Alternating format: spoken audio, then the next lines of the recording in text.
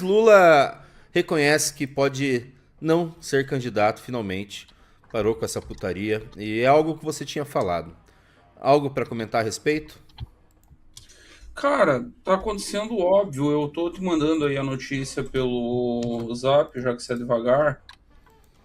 Manda lá. Pronto, a notícia está no teu Zap. O presidente Lula não tem mais nada a ganhar nessa altura da vida. Ele ter sido candidato em 2022 foi o preço que ele pagou para sair da cadeia e salvar a pele de um Supremo Tribunal Federal que estava emparedado com o bolsonarismo, em desespero com o bolsonarismo, com medo que o Jair Bolsonaro, reeleito, viesse com força redobrada para cima deles. Tiraram o Lula da cadeia, era o único candidato competitivo contra Jair Bolsonaro. Lembrando, o Lula não era a primeira opção da turma do STF. Antes do Lula, eles ensaiaram Luciano Huck fazendo artiguinho de final de ano e fazendo de conta que poderia ser candidato, não teve tração. Nas melhores pesquisas, o Luciano Huck pontuou com o que Renan Santos já tem hoje. Depois eles tentaram com João Dória, esse basicamente pulverizou a própria carreira, depois de ser eleito com Bolsonaro, Dória, tentando ser o candidato anti-Bolsonaro. E aí, em desespero, como última alternativa para derrotar o Jair Bolsonaro em 2022, o sistema apelou para Lula. Qual que é a situação no momento? E não é de momento, é uma situação que vem desde antes das sanções, que não mudou estruturalmente com as sanções, a despeito que as manchetes disseram na época, e eu dizia que estava todo mundo maluco, que estava todo mundo surtando. Ele não tem popularidade suficiente para ir para uma reeleição tranquila.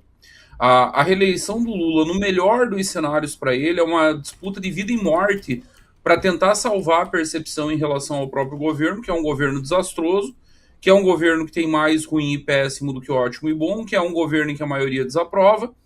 Ele teria que ir para a eleição para tentar salvar a imagem desse governo que está ruim por 4 anos. Tipo, você não faz milagre em período eleitoral.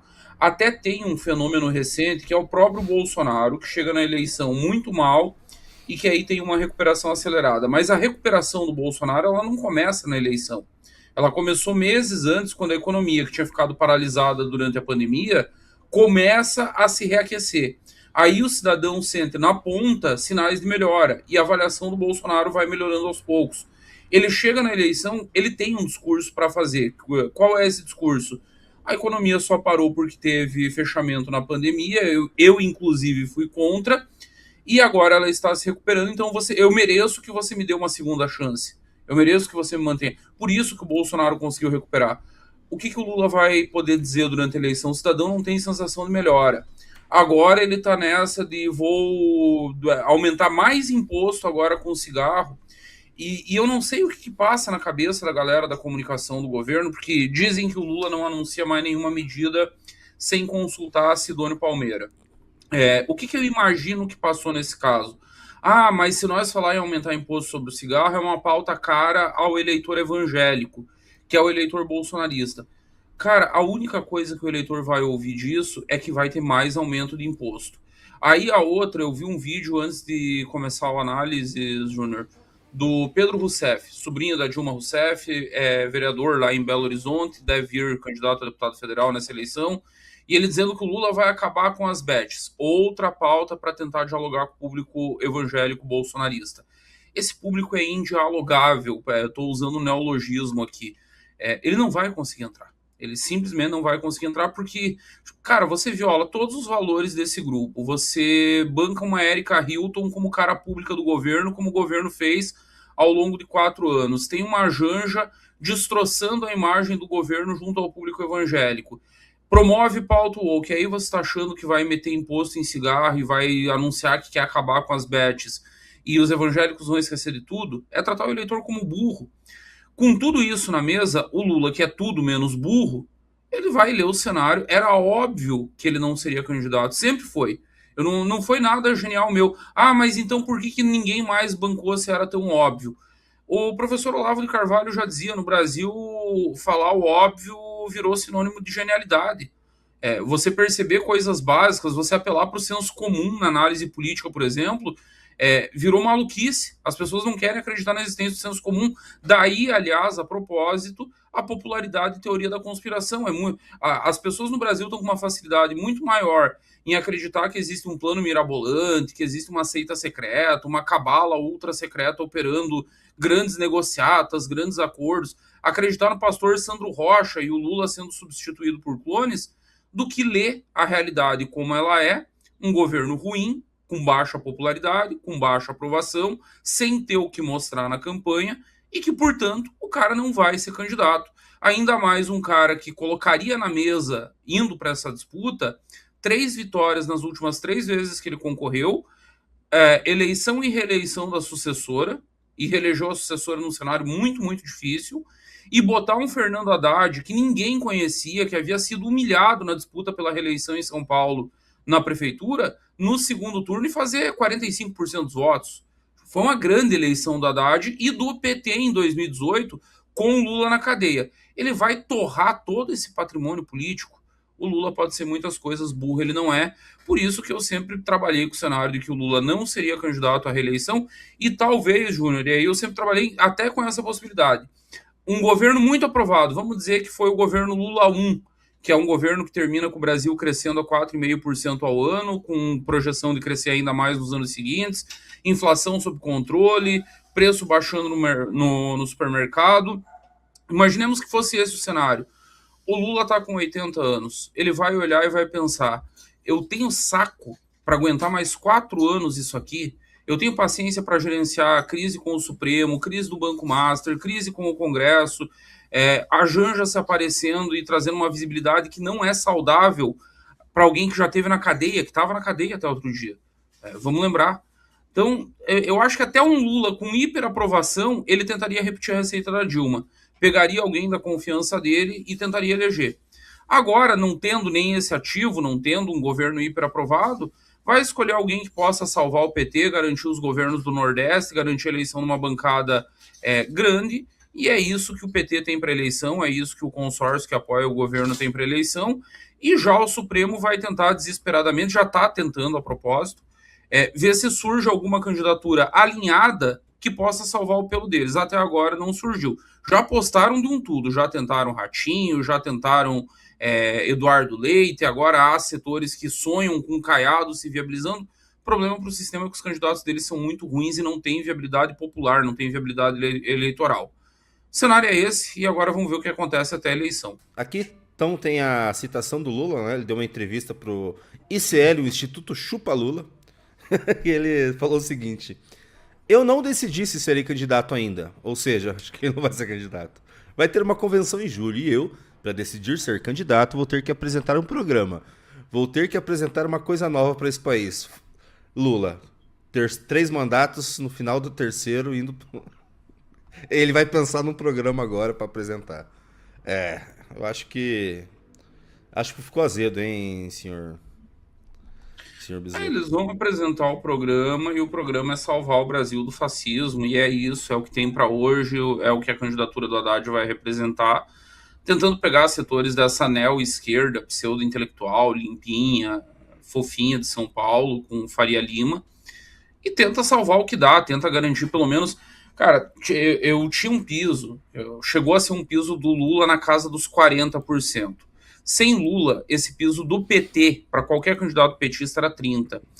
De 6 meses para cá, o piso do Lula virou algo na casa dos 35%, a depender do cenário. E o piso do Haddad é menor ainda, está dado lá pela pesquisa Datafolha, é 25%. Situação desesperadora, eles têm que... na verdade, eu acho que o Lula está refém do sucesso da estratégia de 2018, porque sim, foi um sucesso mesmo perdendo a eleição, de levar até a 1/10 hora essa candidatura, de dizer que era candidato, até mesmo registrar e depois ter a candidatura rejeitada pelo TSE. Esperou até o último dia da troca para fazer a troca, enfim. Ele ficou meio que refém dessa estratégia, tentou repetir ela, tá tentando, só que aí o que acontece? As pesquisas mostrando derretimento, queda na aprovação, Flávio Bolsonaro grudando na liderança, é questão de tempo, de muito pouco tempo para o Flávio assumir a liderança, mesmo contra Lula e já em primeiro turno, talvez ali na casa dos 45%, e assim, o Flávio não assumiu contra uma previsão minha, que era para ele ter assumido a coisa de uma semana atrás, em todos os institutos, aí não é escolha de pesquisa, é em todos. Talvez ele não tenha assumido porque talvez o Flávio tenha batido no teto. Só que mesmo o Flávio no teto, em segundo turno vira guerra de rejeições. E a rejeição maior, a anulação, uma rejeição anulando outra, a maior tende a ser a de memória mais recente. Tipo, se houve cagada no governo Bolsonaro, e houve, não foram poucas, já passou 4 anos. Jair tá na cadeia, os bolsonaristas foram presos, alguns influencers exilados. As pessoas esqueceram, passou. A cagada do Lula tá aí, a pessoa sente todo dia que ela vai pro supermercado. Então, é outra coisa que o Lula sabe. Num eventual segundo turno que favoreceu ele em 2022, essa anulação de rejeições, tipo, as pessoas rejeitavam mais o Bolsonaro do que ele. Você olha, segundo o velho canon do marketing político, os dois candidatos eram inviáveis. Mas vão os dois pro segundo turno. Aí vira uma disputa de rejeição. Em 22 favoreceu ao Lula a memória mais recente. As pessoas estavam com as presepadas do Bolsonaro na cabeça, estavam com o discurso anti-vax, estavam com o Bolsonaro andando atrás de EMA com cloroquina na mão, com a briga com os governadores e com prefeitos, com a STF, aquele cenário todo. Então, a rejeição do Lula acabou sendo menor naquele cenário. E foi o que garantiu que ele vencesse, ainda que por um pentelinho. Um fiozinho de cabelo salvou o Lula naquela eleição. Ele pode agradecer a deputada Carla Zambelli, que a 48 horas do segundo turno saiu correndo, que nem uma retardada, atrás de um eleitor armada no centro de São Paulo, que o eleitor fez o que todo eleitor faz com todo político.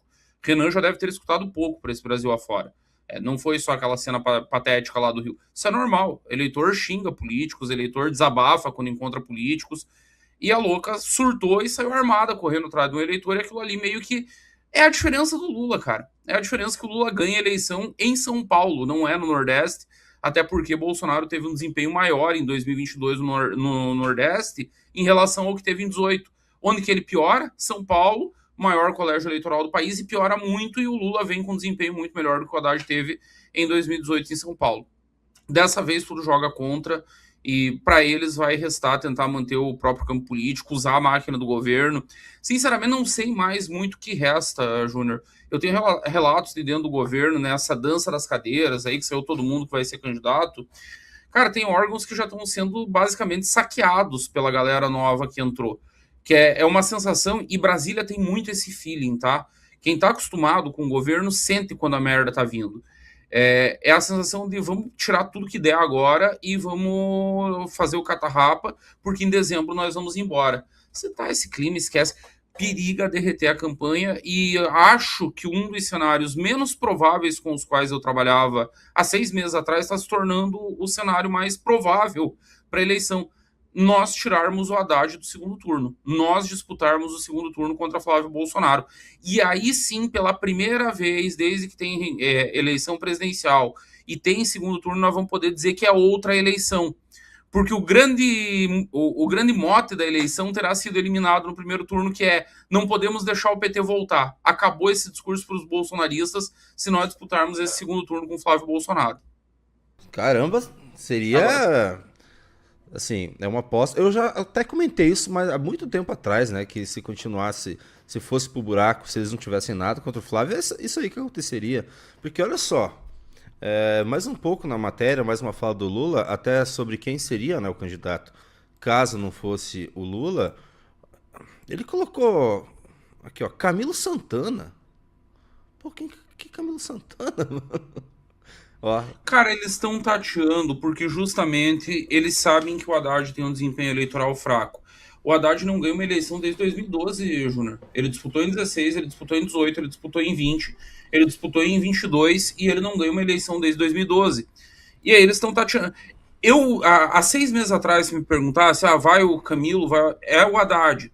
Tem uma coisa no petismo que é muito forte. O PT é São Paulo. O PT não é Rio Grande do Sul, o PT não é Bahia. Mas está o governo da Bahia há 20 anos, ministro da Casa Civil, líder do governo no Senado. O PT é São Paulo e o PT é Lula. Só que assim, na sucessão, o Lula deu um bypass no PT de São Paulo. O PT de São Paulo não queria Dilma. E teve que engolir, porque o Lula decidiu. Talvez o Lula tá tateando, tentando encontrar uma outra Dilma.